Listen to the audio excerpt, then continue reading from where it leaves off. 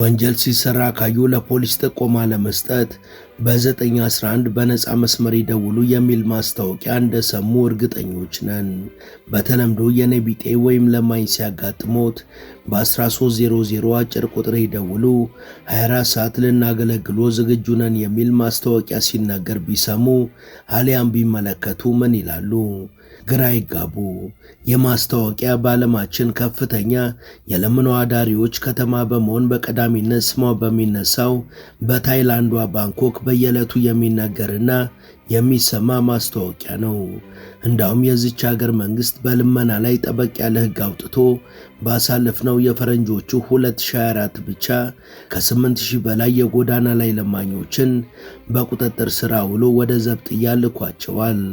አስገራሚው ነገር መንግስት ስፍር ቁጥር የሌላቸው የጎዳና ላይ ለማኞችን አስሮ መጨረስ ቢያቅተው አንድ ሰው ለነዚህ የጎዳና ላይ ለማኞች ሳንቲም ሲሰጥ ከታየ ከባድ ቅጣት እንዲቀጣ አድርጓል።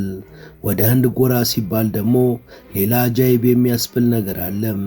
በሀገረ ህንድ ልመና የማያልፍበት ፋሽን ነው። ለአንድ ሰው ትልቅ ጥሪቱ ቁጭ ብሎ የሚለምንበት ቦታ ነው። እንዳውም ይግረማችሁና የልመና ቦታ በጥሎሽነትም እየተሰጠ ነው። በህንድ ልመና ከሀብታምን በላይ ያስኖራል። India's cleanest city Indore now aspires to be, believe it or not, beggar free. And it is taking some pretty extreme measures to ensure that its streets are completely free of beggars.